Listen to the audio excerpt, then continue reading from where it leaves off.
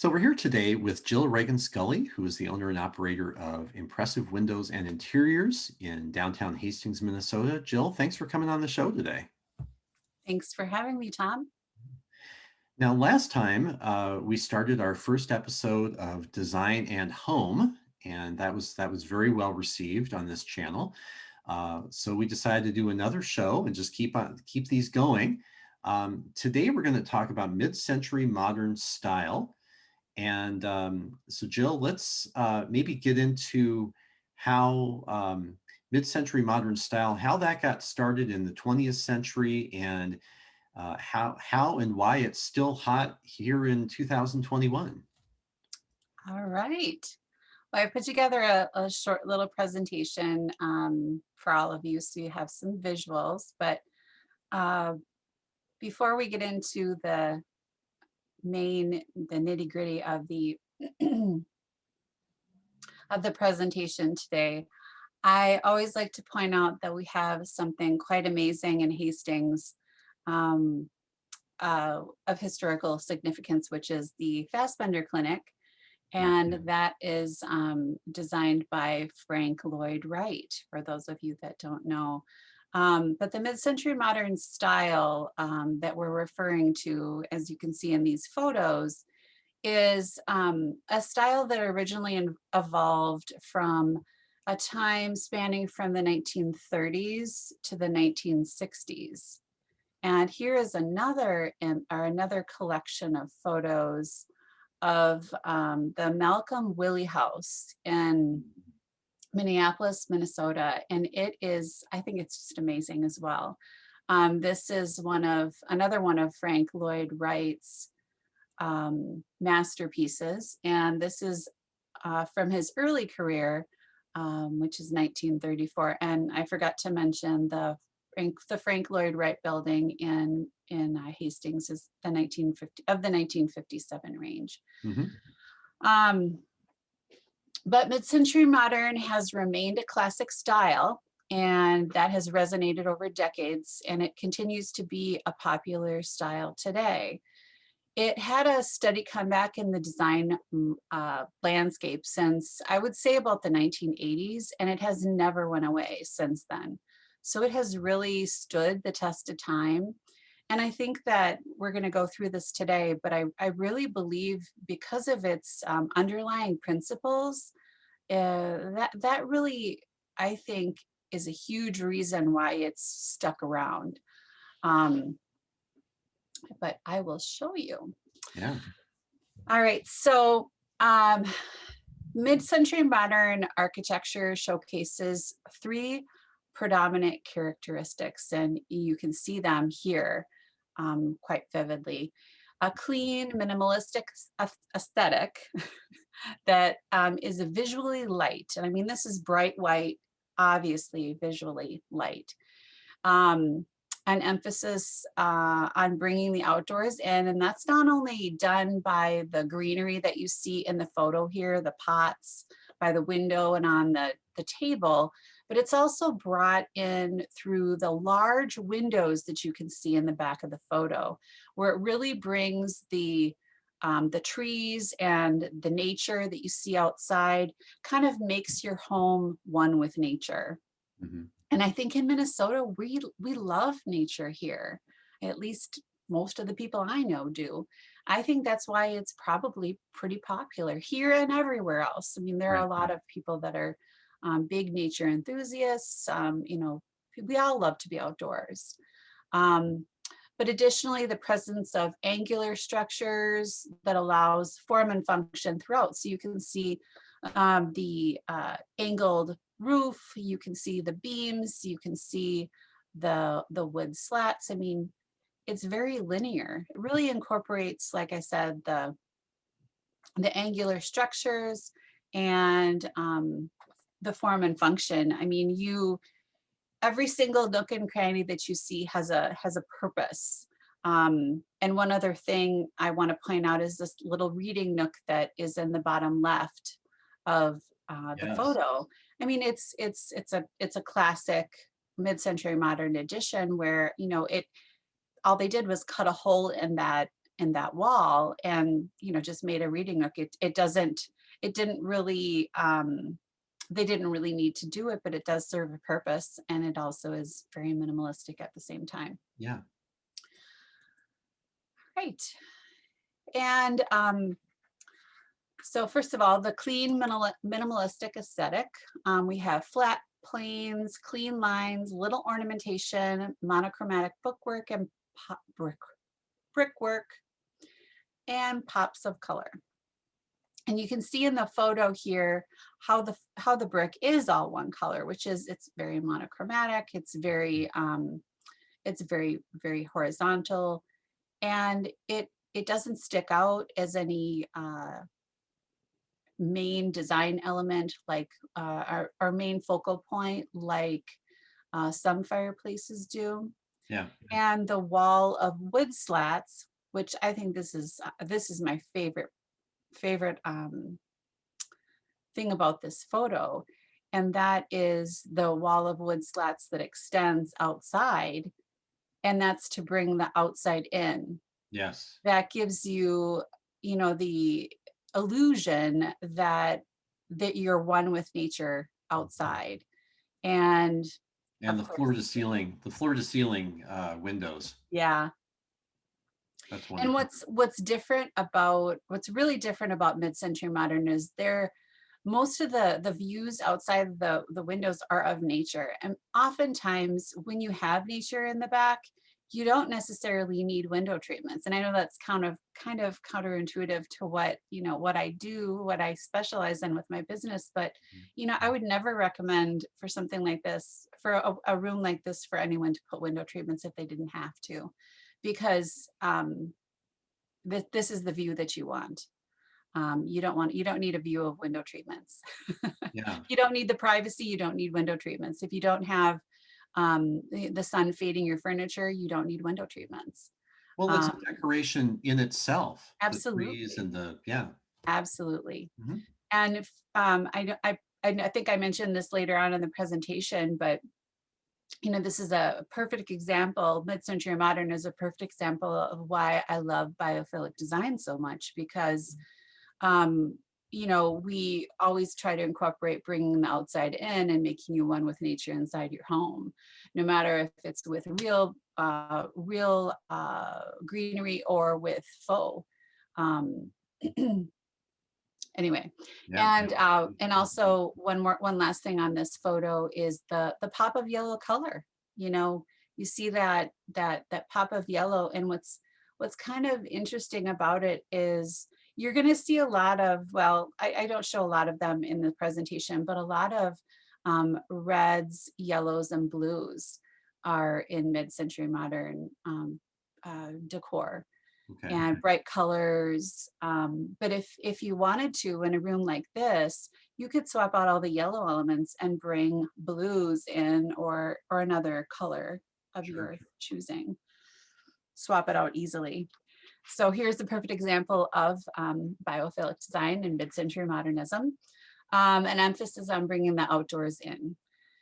You're focusing on your home's relationship with nature. Here you have, of course, the faux and real. Actually, I don't even know if they're real or not, but they do look very real. They're Yeah. good. If they aren't real, they are a great imitation. But you see these little trees that they've brought in greenery. They've also brought in green with the accessories, but you also have this beautiful view out these expansive windows and this bright decor with the angular roof, Yeah. and a huge open floor plan. And the reading nook again. And the reading nook, yes, great. And if for those of you that do want to read any more about that biophilic design, I wrote a blog article on February 18th, 2021. And if you go to my Instagram page so it's at impressivewindowsandinteriors.com, and I'll put another link at the end of the presentation. There is a link in my bio that goes directly to the article. Cool. And here we have presence of angular structures. Now, they're not necessarily symmetrical angular structures, but the architects, Toll Brothers, that worked on this design here, they add geometrical forms. You can see the shapes and angles with the windows, with the roof, with the light fixture, with the staircase. You see angles everywhere, very harsh angles. But you do see it with mid-century modern furniture and design, I'm sorry, and architecture, Mhm. that it's not just harsh angles, but some of the angles are soft angles as well. And I'll show some examples of those in some furniture pieces further in the presentation. But but it's notable to point out that it does lack that visual formality that we are so used to. And I think it is quite beautiful. Mhm. I'm not a huge lover of symmetry myself. So when I see something that is lacking that visual formality, the you don't, without the asymmetry or without the symmetry, um, Yeah. I just love the asymmetrical. And as a matter of fact, one of the window treatments that we do that's the most popular is an asymmetrical window treatment. Kind of Oh, ironic. okay. Jill, I noticed some of these photos are, at least this one definitely with the cacti in it, and I believe the one previous um, have definite southwestern Yeah. overtones to them, or they're in the southwest. It appears. Is there a part of the country where mid-century mod is more prevalent than others, or is it nationally popular? Um, from my experience, it's nationally popular, but I do see a lot of it in the Midwest, a lot of it in the Southwest, and a lot in the West. So Okay. a lot on the not so much on the East Coast, but I'm sure there are uh, I'm sure there are examples that I'm just not familiar with. Mhm. But um, from what I've seen and what I've researched for my clients, they're mostly in those areas. Okay. So how can you incorporate mid-century modern into your existing home? Um, it might be easiest to pick up and move if your home and decor aren't mid-century modern and you're obsessed with everything about the style. Right. But I wanted to focus on little ways that you can change the things in your home, so you can get the look before you order the moving vans. Mhm. Because we all know who you can call if you're interested in a mid-century modern home in the area, right, Tom? You you could call a real estate agent, Jill. Right. You definitely could, and I've had the privilege of showing and actually helping my clients purchase several of these types of homes, especially one here in Hastings that is over by the on 10th Street by the football field there on the corner. So if you, I'm just remembering that one, and we'll put some pictures here as we edit this. Uh, just being able to see in that home and look at it's a 1950s era home. Um, my clients were very up on mid-century mod, requested that as they were thinking of moving from their older home that was in the more historic region of Hastings. Mhm. And when the mid-century mod on 10th Street came available, they jumped at it, and it was something that they were. It was a dream home of theirs for years here in Hastings, and they were able to get it. If there are people out there that are looking for mid-century modern homes in the Twin Cities area or in Western Wisconsin, more than happy to put out a search out there for mid-century mod homes in the area, and we can go take a look. So in the way of furniture, this is the first and probably most significant thing that you can change in your home in the interior to make it look more mid-century modern. Furniture that has clean lines, like I was talking about before, sculptural forms and smooth curves. You can see the peg legs on the Mm. piece of furniture to the or on the bottom portion of the photo. And it's very clean line, or it has a lot of clean lines, and you also see the kind of cut off towards the bottom of the photo, and which is right in front of the sofa, uh, the smooth curves around the coffee table. Yeah. And everything is just very simple. Everything has a purpose. And here again, you're seeing the bright colors that I was talking about before Mhm. in that blue, yellow, and red color scheme. Definitely. And that's They and really that's pop. very, very typical. Okay. Oh, this is one of my favorite things. I was so excited to be able to show this. I always love to get a shout out to one of my favorite furniture companies. And I am in no way affiliated with them, but they are just my favorite. I follow them on social media and they're wonderful. It's a company called Mid Mod Men, and they're in Minneapolis on University Avenue. Mm. And they take mid-century modern furniture and they refinish it, repair it and refinish it. And they do an amazing job. They have upholstered pieces, and like you see here, this beautiful desk. And they're all very well made. They all have that Danish vibe, and Mhm. you can Mhm. see the it's just clean. It's a hard wood piece that is going to withstand many, many more decades of um, use in a home, and probably be passed down to for generations and Really? generations to come. Yeah. You just And said something that intrigues me. mhm, When we talk about mid-century mod and the architecture, we mentioned Frank Lloyd Wright, who is kind of the preeminent architect, right. if not of the nation, of the world. And from right here in very close to us in Wisconsin, originally from where Mhm. he was from. Um, but you mentioned the Danish vibe.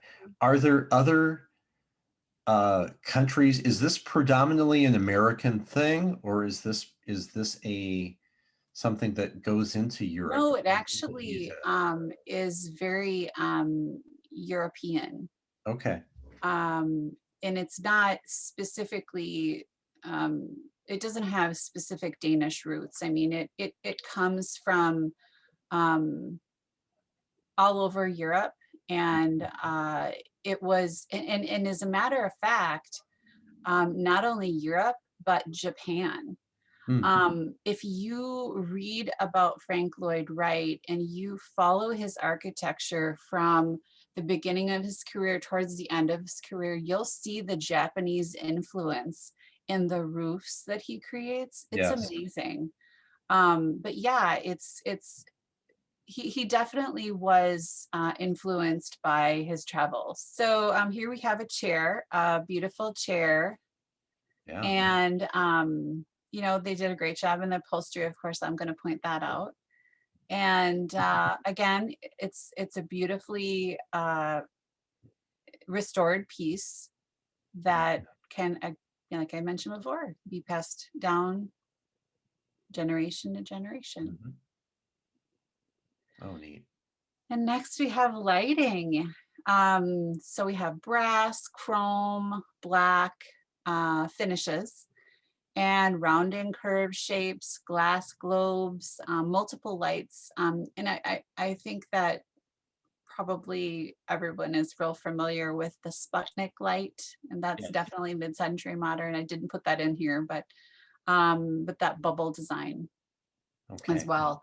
So, you know, I think that a lot of designs or a lot of homes out there can, if you just want to add a couple of little touches, I think lighting is a great way to get a little mid-century modern in your home without investing a lot of money. And here we have flooring. Now this is a rendering. It's not actually a real photo. So It's a um, very good rendering. yeah, renderings have really come far. Mhm. But flooring in a typical mid-century modern home would be of concrete, tile, or wood. You see a lot of wood, a lot of wall-to-wall wood, and in a way to break that up because it kind of becomes a little bit overwhelming are to introduce rugs. So here you can see they've introduced a rug, but what's interesting about this, and I know that it's a rendering, but do you see how all of the lines of the ceiling, the wall, and the rug all kind of run the same way? Yes. I Yeah. think I probably would have done it. It's not my rendering, but I think I'd probably do it a little bit different, um, but it is a very nice rendering. They did a good Mhm. job. Mhm. Oh, and backing up, I also wanted to point out the light fixture too. I thought that was pretty cool. Yeah. Why would they, Jill, why would they do all of the lines going the I don't know. same I don't direction? know. Okay. No, I don't That's know. not like No, specifically the no, style or anything. Okay. That's just no, clarify. no, no. Okay. I think that it was probably something that they didn't realize maybe when they did the rendering. Now we have greenery. And you know it, it's my favorite Yeah. topic. So a great way to bring the outside in is, of course, with real and faux greenery. And with the addition of these large, expansive windows in mid-century modern architecture, you have the views of trees, greenery outside, and gardens. And you get the feeling that you are one with nature when you're on the inside, which is really awesome. Yeah. And here we have another one too. I think that these are probably the faux greenery, but you Yeah. can see the wall or the wall of windows to the left. That, of course, it looks like it appears as if they're all the way to the ceiling. So you get that appearance of one with nature. Yeah. But I also thought this was interesting with this photo is the board and batten on the wall. And I Right. know that a lot of people have done that recently. And and I haven't really seen a lot of mid-century modern homes or decor that's paired with the board and batten. So I wanted to point out this photo because I thought it works, it definitely Mhm. works. And if you are kind of sick of that farmhouse look, because it does look like that's kind of going away. Yeah. Um, this is a great way to sort of transition, I think, into Yeah. kind of the next best thing. I don't want to say the farmhouse is going away completely, but I think the layering and the excess and the so much and uh, maybe too much visually Mhm. is being replaced by a lot of mid-century modern, Okay. definitely. And this is a great representation of that. Lastly, let's talk about window treatments. Okay. Less is more when you're looking at window treatments for mid-century modern. Think roller shades or screen shades. You can see them here. These are roller shades. Mhm. Um, you can think flat motorized Roman shades or simple linen ripple fold panels. Simple linen ripple fold panels that blend into the decor rather than create a focal point, because you want them to blend away. They're more to serve a purpose than they are to be a focal point of Sure. any kind. Um, and just like mid-century modern principles, make sure that you invest in quality materials with your fabric and your drapery hardware so they do last a long time. A trick that we always use in the window treatment world, when you're using draperies on a window, is to, like, let's say for instance, you were thinking about putting draperies on this window. We could bring the track in a room like this all the way to the ceiling, but bring the rod over to stay here so that when you open the window treatments, they stack off of the window and you don't lose any of that view out of your window, and you lose any of the light that's coming in through the window, and it Mhm. actually makes the windows look a lot bigger. Yeah. It's a practical and a functional solution for your windows. Mhm. And of course, I when they're like it. closed, they provide that privacy as well. I like it. Is wood flooring, Jill, wood flooring and then large rugs, is that a predominant theme? Yeah, a few slides ago, I was talking about wood floors, tile floors, and concrete floors being Okay, sure. predominant in Yeah. the mid-century modern homes. But yes, I think that, they become a little bit cold. And rugs do also help anchor a room. When mid-century modern homes are very open, they're open floor plans. So it's almost like a loft, if you can imagine, Mhm. big open floor plans and not a lot of walls. The rugs help anchor and make the different spaces in a room uh, look more purposeful, Yeah. look more structured. So if you have a rug like you see here that is, and to be honest, this rug seems a little bit too small for the space to me. I think that you should have all four legs of your sofa Yeah. under the rug, uh, and it should, come out a lot further. So for me, I mean, it's beautiful space, but that's just personal preference. It's Right. not a, hard and fast rule or anything like that. But if you had a rug, say in your living room like this, it's going to anchor all the pieces together. And you could also do the same in a dining room. It's going to anchor all those pieces together. And then say you have a little reading nook somewhere or a game area, same thing. Sure. Sure. Okay. Okay. Wow. Very impressive. Very impressive. Well, lastly, I'm And going there to you leave are. you with a discount coupon code for our online store. So for those of you that don't know, we have our online store is through our website, impressivewindowsandinteriors.com, like you can see here. And here's our Instagram handle at the top, Impressive Windows and Interiors. But if you use the Modern Love 10% in our online store, and that's good through June 30th, you can receive 10% off of any furniture in our store. And we do have some mid-century modern furniture in there. Nice. It's not, it's new, so it's not Mm. anything that's vintage, but yeah, we have a lot of items that are on sale, and that 10% off is even off the sale price. So it's a really good Cool. deal. Okay. And we're located next to Spiral Brewery. We're right to the right of them. So for those of you that haven't been to see us, come see us. Right there on Second Street in historic Right. downtown Hastings. Yes, Perfect. And it's 113 Second Street, Suite 101. that is correct. Right there on the door. You can see it.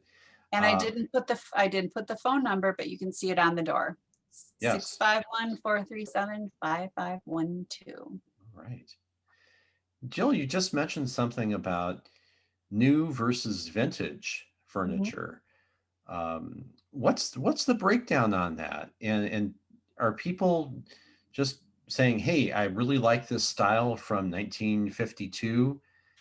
Can can you make me this?" Or are there factories or the furniture people that furniture stores that make specifically focus on this style? There is there, I mean, there are companies that we purchase some of our furniture through that do have a lot of mid-century modern furniture. And then there are others that have very traditional pieces. Mhm. But it, it kind of depends. And Yeah. I'm very eclectic when it comes to my own design. So if I like a piece, I like it and I fit it in. And I think that's kind of a fun way to approach design because I'm not really married to a specific style. It's more about my love of the individual piece rather than a specific design style.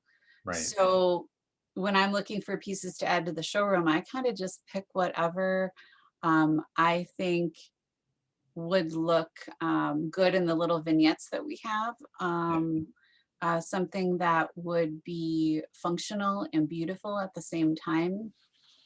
As far as reproductions, or as far as new versus old, there are a lot of old designs. I'm sure that all of you have heard of, like the Eames chair. There are a lot of reproductions now that, I mean, it would be very, very difficult to find an authentic one nowadays. But Okay. there are like newer design firms, design companies. Like, for instance, when I was doing my research on this, Herman Miller did a reproduction of like an Eames screen.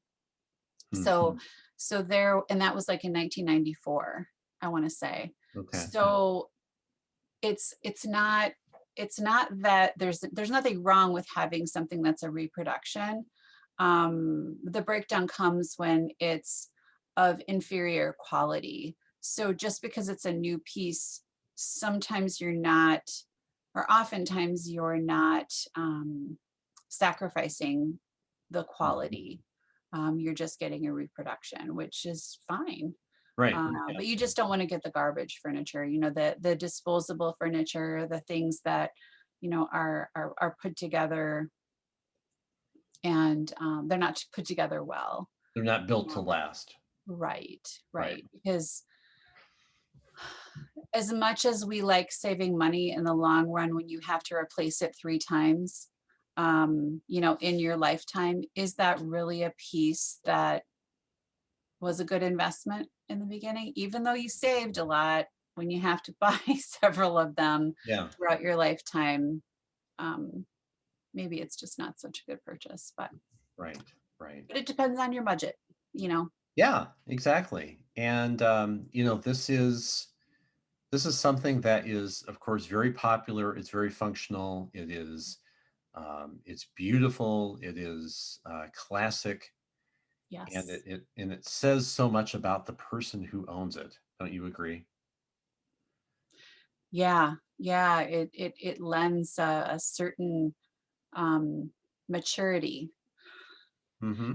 and sensibility. People that maybe grew up in a household that had this, that now maybe Yeah. they're in their 50s and 60s and they have Right. a little I time. remember my grandparents had some really awesome pieces. I mean, that's where my memory goes when I see this furniture. I think, oh my gosh, Yeah, my grandpa had stuff like that.